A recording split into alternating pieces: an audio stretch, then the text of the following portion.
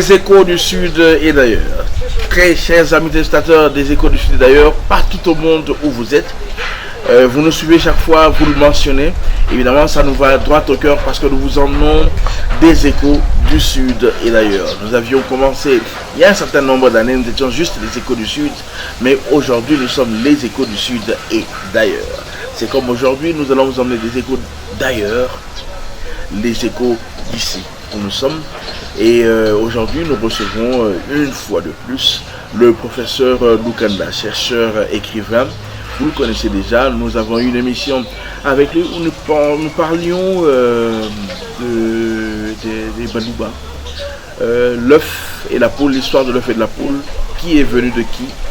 Eh bien, on a juste écorché la chose. Aujourd'hui, nous allons encore plus nous étendre à votre demande spéciale. Très chers nombreux téléspectateurs, vous qui nous suivez de partout sur HK6, sur les réseaux sociaux, eh bien, nous répondons à votre demande. Aujourd'hui, nous sommes encore avec le prof Lukanda. Nous allons parler maintenant, cette fois-ci, plus en large, en long et en large de l'empire des Balouba. Comment cet empire se composait, il était limité par quelles frontières, il allait d'où vers où, combien d'âmes. En fait, beaucoup de choses. L'homme blanc, quand il est arrivé, comment il a trouvé cet empire? Les Arabes, quand ils sont arrivés ici chez nous, comment ils ont trouvé les choses? Eh bien, chers amis téléspectateurs, les échos du Sud, et d'ailleurs, c'est ça, vous emmenez quelque chose de plus dans votre connaissance. Et nous remercierons encore une fois la disponibilité du professeur Lukanda, chercheur de son état. Les échos du Sud, et d'ailleurs, avec évidemment un téléspectateur et non des moindres, Kayembe Chedemba, Wamoussoum, on l'appelle Chedemba. Eh bien lui, c'est un grand ami de la culture, il nous a toujours encouragés, il est toujours avec nous. Eh bien, monsieur Augustin Kayembe, encore une fois, nous nous remercions. Pour y aller d'emblée, eh bien, prof, dites-nous un peu l'empire des Balouba. Il était situé où? Comment les choses ont commencé? Bien, mon plus que frère, d'abord bonjour. Heureux de répondre aux attentes de téléspectateurs, de venir pour qu'on puisse parler de nos empires. À quoi sert-il de conquérir le monde entier si on ne sait pas se conquérir soi-même? Pourquoi connaître seulement les autres et pourquoi ne pas se connaître soi-même? C'est très important parce que quand on se connaît, on apprécie ses potentialités, ses forces et on sait emmagasiner les énergies nécessaires pour pouvoir aller chez les autres. Et là, je pense, quand vous coupez à Socrate, connais-toi toi-même. Connais-toi toi-même. Je vous en prie. Et aussi parce que lorsque on se connaît, dans cette période de la mondialisation, nous n'avons pas seulement à acquérir, nous ne sommes pas seulement des mains tendues, nous avons aussi quelque chose à offrir, quelque chose à donner aux autres pour que ce rendez-vous du donner et du recevoir soit équilibré. Et pour que les autres sachent que nous avons des richesses. Nous sommes des richesses.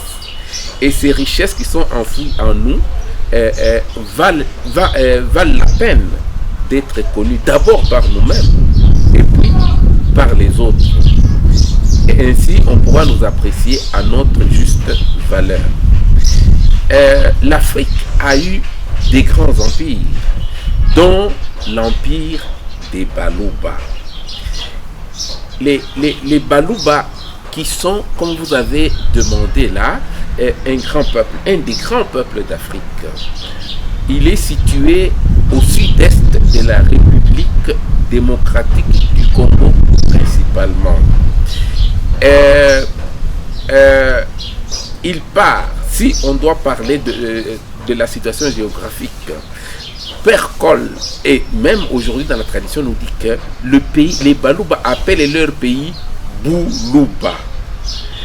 Comme les Burundais appellent leur pays Burundi. Comme les Bassongues, ici tout près, appellent leur pays leur pays Ouré, comme les Arundes appellent leur pays Urung. Vous voyez un peu, c'est le Buluba, c'est le pays des Baluba, locuteurs de la langue Kiluba, et qui sont les géniteurs de ce qu'on appelle Empire Baluba. Et on l'appelle Empire justement parce que il est différent des royaumes, comme on a le royaume de Bakuba, le royaume de Bakongo, et lui il est empire parce que c'est au niveau de la taille, au niveau de la grandeur, au niveau des ensembles qu'il est. Donc dès le départ déjà, il était formé de plusieurs royaumes qui ont été fédérés et qui ont formé ce qu'on appelle aujourd'hui l'Empire des Baluba. À ce propos, combien de Baluba il y a? Parce que ça peut être quand même à confusion. Hein? On se demande finalement, c'est qui les Baluba? Qui sont Baluba, qui ne le sont pas? C'est une question à laquelle De Jong, qui était un anthropologue colon et qui a été administrateur des territoires au Kasaï, il a essayé de répondre. Il a dit que non, il y a deux sortes de Baluba, noir sur blanc. Hein. Il dit les vrais Baluba. Lui, il dit les vrais Baluba sont les Baluba Shankadi, Baluba Lolo. Bien sûr, nous essaierons d'expliquer le mot Shankadi et Lolo qui s'était trompé. Il n'y a pas de Baluba Shankadi, il n'y a pas de Baluba Lolo. Et les Balubila Shibambo sont les mots qu'il a utilisés textuellement. Les Balubila Shibambo, il dit que ces gens-là vivent au Kasaï. Ça, c'est sa classification. Il y a deux sortes de Baluba. Et non, nous avons notre propre classification des sortes de Baluba. Nous avons les Baluba, ce que lui a appelé les vrais Baluba là. De Jong, ce qu'il a écrit disant les vrais Baluba sont ceux qui parlent Kiluba, qui sont les Baluba chacun de Baluba Lolo. Mais nous disons les vrais Baluba, les Baluba noyaux qui habitent dans le Buluba, qui parlent Kiluba. Et la deuxième sorte de Baluba pour nous, ce sont tous les peuples qui affirment, qui disent qu'ils viennent, qu'ils dérivent, qu'ils proviennent de l'expansion, de la polyfragmentation qui a été échelonnée, signifie dans le temps, qui a été multidirectionnelle et multidimensionnelle. Pour dire que les Baluba, il y en a qui ont quitté, d'autres il y a 2000 ans, d'autres il y a 3000 ans, d'autres il y a 500 années, et qui sont allés les uns au nord, les autres au sud, les autres à l'est, à l'ouest, qui reconnaissent dans l'histoire, historiquement, on reconnaît qu'ils viennent de... je donne des exemples. Vous avez les Wagenia qui sont à la Chopo, à Kisangani, qui disent qu'ils viennent des Baluba et qu'à partir de 1230, écrit Mavar et attestent eux-mêmes les Wagéniens, ils disent qu'ils viennent des environs de Bukama, ils ont longé le fleuve, ils sont arrivés jusqu'à Kisangani. Et c'est d'ailleurs pourquoi ils pratiquent la pêche. Et ils ont colonisé pratiquement tout le fleuve, et c'est pourquoi le fleuve s'appelle Lualaba, depuis la source jusqu'à Kisangani, et après il devient Ebalé. Parce que Lualaba, c'est le mot en Kiluba du fleuve qu'on appelle aujourd'hui fleuve Congo, avec l'avènement de la colonisation.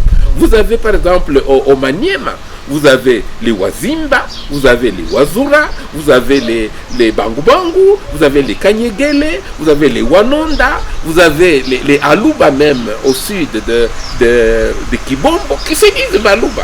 Mais lorsque qui se disent Baluba de provenance, mais vous avez aussi, par exemple, au sud, vous avez les Babemba en Zambie. En Zambie, il y a 25 tribus qui se disent d'origine Buluba. vous avez les Babemba, vous avez les Tchewa, vous avez les Bisa, vous avez les Luana, vous avez les Wansenga, etc.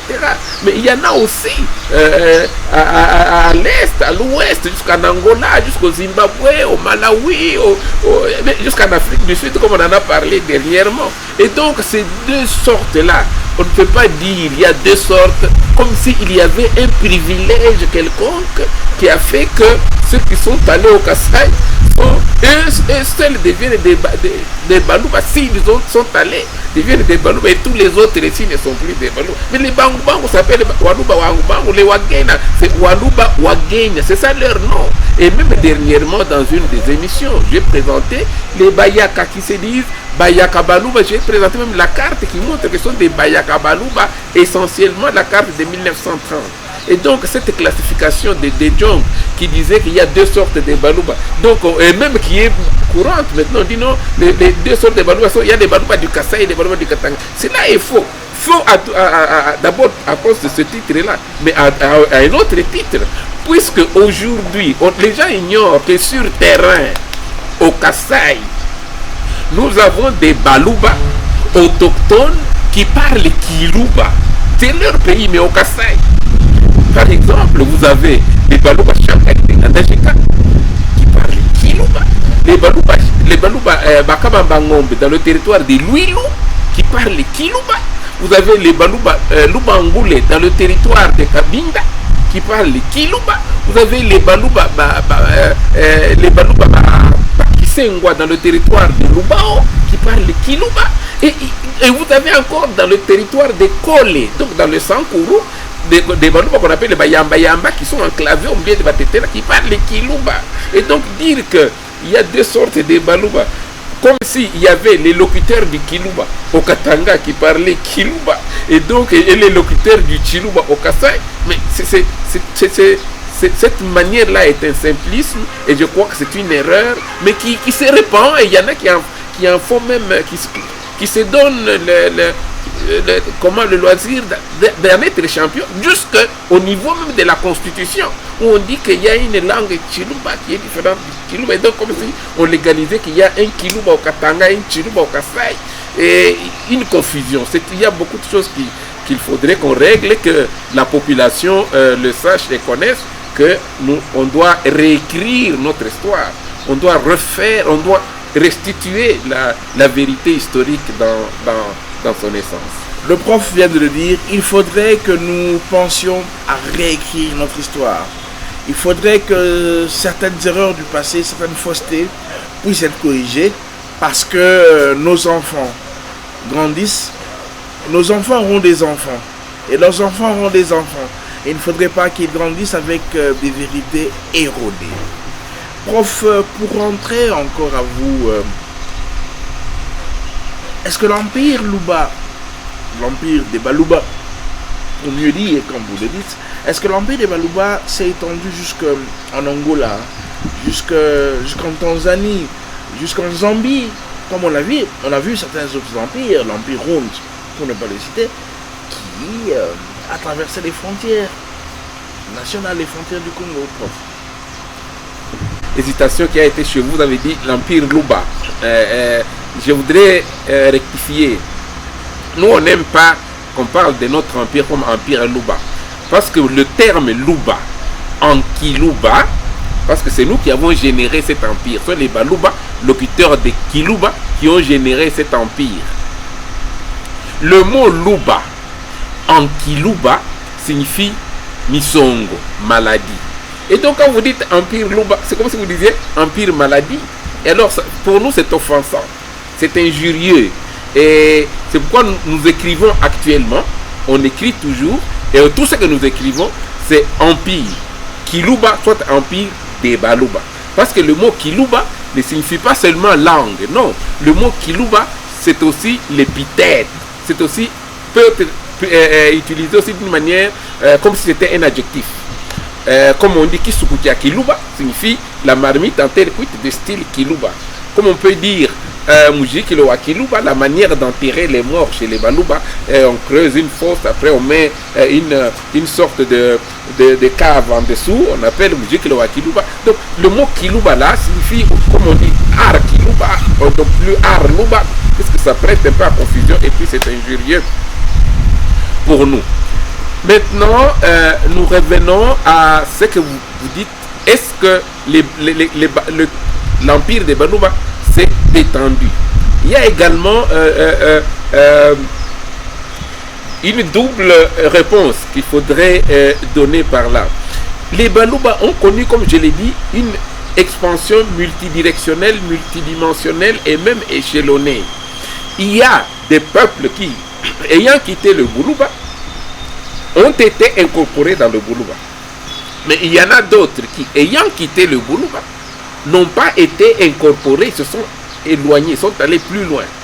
Par exemple, les Wagenya sont des Baluba, ils se disent, par exemple, les Piri du Malawi, ils attestent qu'ils viennent du Baluba, du pays des Baluba, locuteurs du Kiluba, mais ils n'ont pas fait partie de l'empire. Vous avez par exemple les Bemba, les Chewa, vous avez par exemple les Bisa, vous avez par exemple les Vakaranga, vous avez par exemple les Rosui, jusqu'au Mozambique. Bon. Mais, ça devient maintenant la deuxième réponse que je vais donner. Ceux qui sont partis, vous avez parlé de l'empire Lunda qui a expandu. Mais cet empire Lunda, Vansina répond à partir de ce que le chef Kiti Mukulu de la Zambie a dit. Il dit, Kolewa Mapembwe, tu étends l'empire Lunda, mais tu es un véritable chef Muluba. Qu'est-ce que ça signifie? L'empire Lunda n'est pas à dissocier de l'empire des Baluba. Beaucoup de gens commettent cette faute-là. D'abord, Kibinda Ilunga qui était un Muluba, un prince Muluba qui est parti chez les Rounds, qui a épousé une femme Round, Rouge, dont ils auront, à partir de, parce qu'elle-même était stérile, on a eu l'enfant à partir de Kamong. Mais cet enfant qui deviendra moitiave, c'est un enfant Muluba. Et tous les conquérants, Kibinda n'était pas parti seul. Il est parti avec une forte armée. Et beaucoup de Baluba l'ont suivi. Et ce sont les Baluba qui étaient les guerriers, qui étaient les combattants. Pour eux, ils combattaient, ils sacrifiaient leur sang, ils versaient de leur sang pour le pouvoir de leurs fils, de leurs frères, de leurs pères. C'est leur pouvoir. Autrement dit, c'est pourquoi il y a une alliance forte depuis. Il n'y a pas eu de guerre ouverte entre les Rounds et les Baluba, jamais. C'est toujours par... ils partaient en conquérant ensemble. C'est pourquoi, comme j'ai donné l'exemple des Bayaka, ils s'appellent les Bayaka Balua. Les Bayaka Balua sont déjà des Kasongo Lunda. Vous avez un Kasongo, vous avez un Lunda. Vous avez un Muluba et vous avez un Round. Donc c'est le pouvoir ensemble. C'est l'empire Luba Lunda. Jusque partout où il est porté. Ce sont les guerriers Baluba avec les Rounds ensemble qui ont fait la guerre, qui ont fait la conquête, qui ont fait l'expansion. Ce sont les principes politiques et directeurs des Baluba qui ont été exportés jusque-là, qui ont aidé les techniques de guerre, les techniques de direction, les techniques de politique, qui ont été exportées, qui ont aidé la nation, toute la sous-région, que ce soit en Zambie. Quand on dit, mais vous avez des Rounds ici, oui, des Rounds de Luba, oui. C'est pourquoi, déjà, le Kitim nous dit, non, tu étends l'empire Lund, mais tu es un véritable guerrier Muluba. Pour dire que, partout on dit que c'est l'empire Lund, c'est aussi l'expansion de pouvoir politique des Baluba. Et qu'à ce titre, il n'y a même pas à se tirailler, les Muluba ne se tiraillent pas pour dire, non, c'est moi, non. Il sait que tout ça, c'est mon autorité qui est expandue, c'est la même alliance, c'est la même famille, c'est le même, comment dirais-je, une sorte de famille, je mets entre guillemets, qui a fait cette expansion-là. Voilà pourquoi, quelquefois, quand on dit, mais quand on donnerait même les 25 tribus de la Zambie qui se réclament Baluba, mais vous trouverez aussi là, non, nous sommes des Runds, vous êtes des Runds de Baluba, Runds de Luba. Donc c'est ça le grand génie, la grande famille que les ancêtres ont subtilement façonné entre les Runds et les Baluba. D'ailleurs, il n'y a que maintenant, à l'indépendance, qu'il y a eu rivalité entre Tchombe et Sendoué. Mais ça ne pouvait, dans la conception ancienne, c'était inconcevable que les Runds et les Baluba puissent se livrer la guerre. Les échos du Sud, et d'ailleurs, évidemment, c'est cette émission qui est en train de vous ouvrir encore plus l'esprit, hein, chers amis testateurs, chers amis des échos du Sud, et d'ailleurs, nous sommes toujours avec le professeur Lukanda, écrivain, chercheur de son état. Vous sentez la profondeur de ces réponses. J'imagine que là où vous êtes, il y a beaucoup de choses que vous apprenez. Évidemment, comme nous apprenons aussi de la science du professeur Lukanda. Professeur Lukanda, pour revenir maintenant à la colonisation, à l'arrivée des Blancs en Afrique, l'arrivée des Arabes, comment nous ont-ils trouvés? La première chose qui vaille la peine qu'on sache, c'est que lorsque, que ce soit l'arabe, que ce soit le colon blanc, quand il est arrivé dans le Boulouba, il s'est étonné d'abord de la dimension de ce peuple. Nous sommes un des peuples qui occupe une superficie très... Donc, on comparait même tout l'empire l'empire gaulois. Donc, tout ce territoire-là, imaginez, vous trouvez un seul peuple qui parle une seule langue, qui a une seule coutume, qui partait de le lac Tanganyika, mètre par mètre, vous arrivez à la rivière Lubilage. Depuis la séparation avec les Runds, au sud, jusqu'à la séparation avec les Kanyok, toute cette distance-là, ça fait 800 km. 800 km. Sans aucun autre peuple, sans aucune autre langue. Depuis le Maniema, à partir de Congolo, jusque vers Muchacha. 800 km encore. Un seul peuple, une même langue, une seule coutume, un seul chef qu'on appelle Moulopoué. Mais quand vous allez ailleurs, je prends l'exemple par exemple du Kassai, de Kabinda en Bujumaï, c'est 200 km. Mais combien de tribus vous avez? Il y a les Basonge, il y a les Belande, il y a les Beniboudia, il y a les Benemois là-bas, et vous arrivez vers Mbujumaï. Et aller ailleurs dans les autres, même quand on dit, par exemple, nous avons quand nous prenons un territoire, même que ce soit le Bandoudou, que ce soit pour faire 300, 400, 500 km, où il n'y a qu'une langue, ça n'existe pas. C'est le premier miracle qu'on dit, que le miracle linguistique, le miracle géographique du Boulouba. Et c'est pourquoi c'était imposant, ça sautait aux yeux.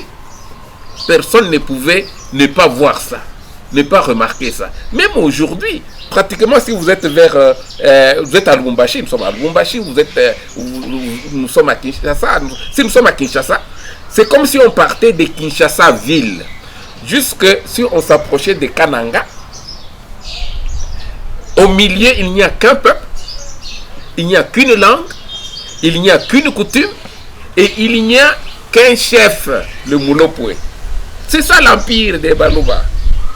C'est ça qui était étonnant, qui était frappant. Tous les autres peuples qui étaient issus du Boulouba, qui ont émigré, ont créé d'autres langues, d'autres coutumes, puisqu'ils se sont mélangés avec les autres nations qu'ils ont trouvées sur place, ça a changé. Mais ici, nous parlons du noyau, le Boulouba. Le Boulouba. C'est ça. C'est ça qui était un premier qui a étonné.